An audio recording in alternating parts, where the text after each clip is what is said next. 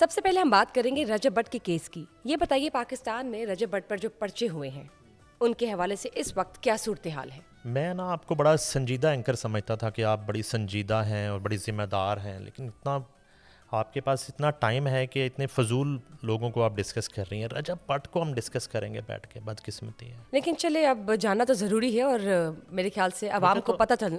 मुझे तो पहले पता ही नहीं था ये बंदा कौन है। मैं तो सोशल मीडिया से दूर रहता हूँ, ये तो आपकी नौकरी कर रहा हूँ तो मैं सोशल मीडिया पे आ जाता हूँ। मैं तो आपको पता है एक सड़क पे मजदूरी करने वाला जर्नलिस्ट हूँ। रजब भट्ट का मामला इतना सादा नहीं है। ये बड़ा आसानी से आपने कह दिया वो पाकिस्तान आ सकेंगे, नहीं आ सकेंगे।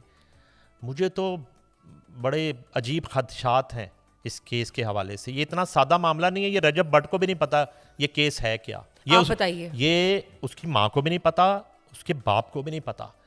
और उससे पहले तो अपने माँ बाप की इतनी बेहुरमती करता रहा। मैंने तो अब आके इसका देखा है टिकटॉकर का कि वो करता क्या है कि अपने बाप को थप्पड़ मार रहा है और माँ को वो इस तरह छेड़ रहा है। ये हमारा कल्चर थोड़ा ही है कि माँ बाप के साथ आप इस तरह सिर्फ एक व्यूज़ के लिए आप माँ बाप की बेहुरमती करते हैं। ये तो बाद में आते हैं ना मज़हब की बेहुरमती पे। पहले तो वो अपने माँ बाप की बेहुरमती करता है वो शख्स। आपने देखी है उसकी वीडियोज़, आपने क्लिप देखे हैं उसके।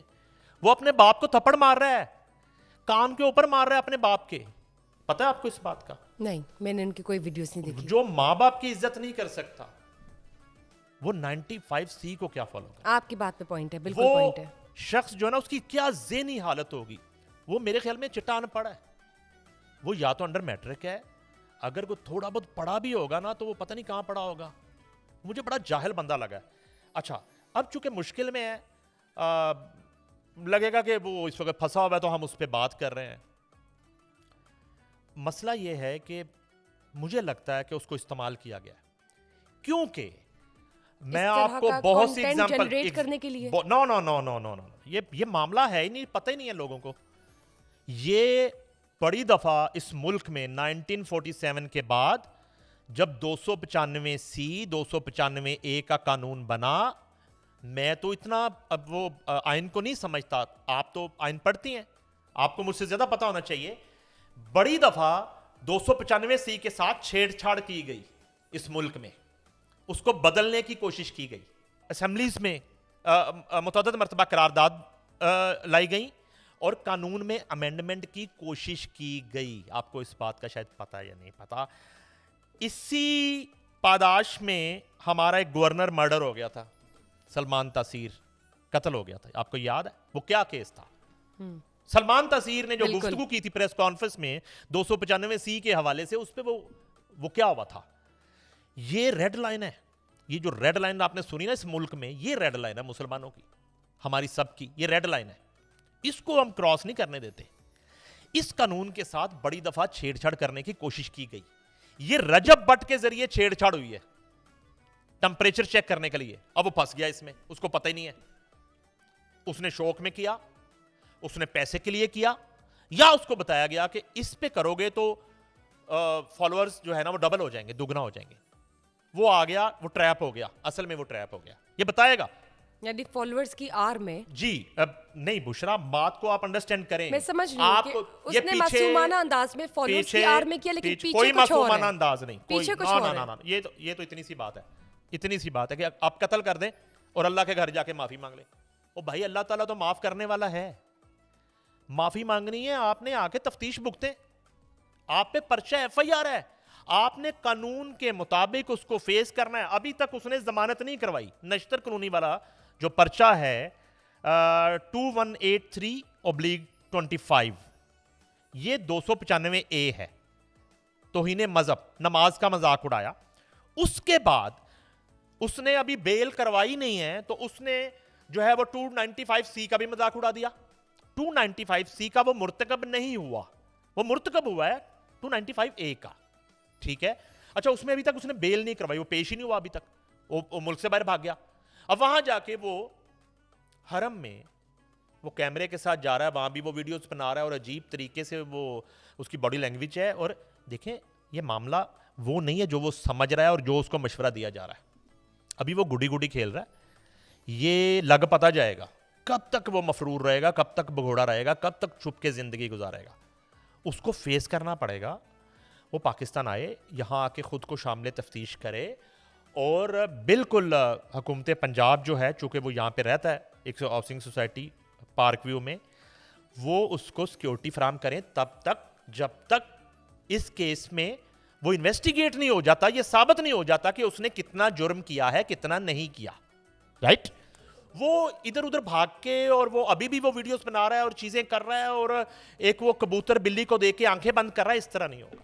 ये मामला बड़ा सेंसिटिव है और मुझे ये लगता है कि उसको कुछ अनासर ने यूज किया है 295C जो कानून है उसके साथ छेड़छाड़ करवाई गई है एक टेम्परेचर चेक करने के लिए। ठीक, अब ये वो जो अनासर की आप यहाँ पे बात करते हैं, कौन से, अगर आप वो भी जरा डिस्कस कर दें। वो अनासर जो हैं वो तो जब वो सामने तफ्तीश होगा तो वो बताएगा ना किसके कहने पे किया।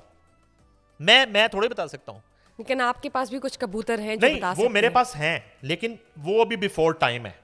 पहले तो वो खुद को सरेंडर करेगा, वो सामने तफ्तीश होगा, जिसके लिए उनका पाकिस्तान आना सबसे पहले जाहिर है। बिल्कुल, अदरवाइज हाँ, Otherwise ये आपने क्या अच्छी बात, option है? अदरवाइज ऑप्शन नहीं है। अदरवाइज वो अदालत से इन्वेस्टिगेशन उसको और मुद्दई पार्टी उसको इश्तिहारी करवाएगी अदालत से। उसके बाद अगले मरहले में उसके रेड वारंट जारी किए जाएंगे, इंटरपोल से राब्ता किया जाएगा और इंटरपोल के जरिए उसको बैरून मुल्क से गिरफ्तार करके पाकिस्तान लाया जाएगा और फिर प्रोसेस वहीं से शुरू होगा। मगर उस वक्त तक वो इश्तिहारी हो चुका होगा, अदालती इश्तिहारी। उसके बाद उसकी जायदाद जो है उसकी जब्तगी और उसकी कुर्की के ऑर्डर हो सकते हैं। तो इस मुल्क में और जो से हरकत सरजद हुई है दानिस्ता नादानिस्ता, पूरी दुनिया में उसके लिए जमीन तंग होती चली जाएगी। ये बताइए, टिकटॉकर मिनाहिल मलिक के हवाले से हर कुछ अरसे बाद उनकी वीडियोस लीक होती है, एक नया स्कैंडल सामने आता है, लेकिन वो बोल्ड है और कॉन्फिडेंट है। वो कहती है मुझे फर्क नहीं पड़ता, मेरी वीडियोस लीक होती तो होती रहे। कॉन्फिडेंट जो है ना, उसमें और ओवर कॉन्फिडेंट में फर्क होता There's a है। difference. वो ओवर कॉन्फिडेंट है, ऐसा कुछ नहीं है। मैं इस खातून के हवाले से मैं तो नाम भी नहीं लेना चाहता, अब आपने ले लिया है तो ये इनके हवाले से जो है ना बड़ी बदकिस्मती है। मैं एक सवाल है मेरा, ये जो खातून है, ये जिसकी आए रोज़ जो है ना वो न्यूड और बोल्ड और नाजेबा वीडियोस आ जाती हैं, कभी लीक हो जाती हैं, कभी पता नहीं वो खुद जारी कर देती हैं, क्या हो जाती है उसमें। वो FIA साइबर क्राइम में भी जाती रही और को केसेस वेसिस भी हुए। मुझे ये नहीं समझ आता कि ये इस खातून का कोई पेरेंट्स भी होंगे, कोई माँ बाप होंगे, हयात होंगे, बहन भाई भी होंगे, रिश्तेदार भी होंगे, अजीज़ो अकारब भी होंगे। ये किस तरह ये खातून ये सब कुछ करती होगी। इनकी ज़ेनी जो कैफियत हैं, जो इनके ज़ेन की जो हालत है, क्या मुझे नहीं लगता कि कोई भी होशो हवास में और सेंसेस में कोई इस तरह की हरकत कर सकता है कि कोई अपनी न्यूड वीडियो बना सकता है। और वो वीडियो बनी तो लीक हुई ना, खुद की या किसी ने की, पहले तो वो बनी होगी किसी कैमरे के साथ, और जब फ्रंट ऑफ कैमरा आप उस हालत में खुद गुफ्तगू कर रही तो इसका मतलब है कि आपने खुद बनवाई।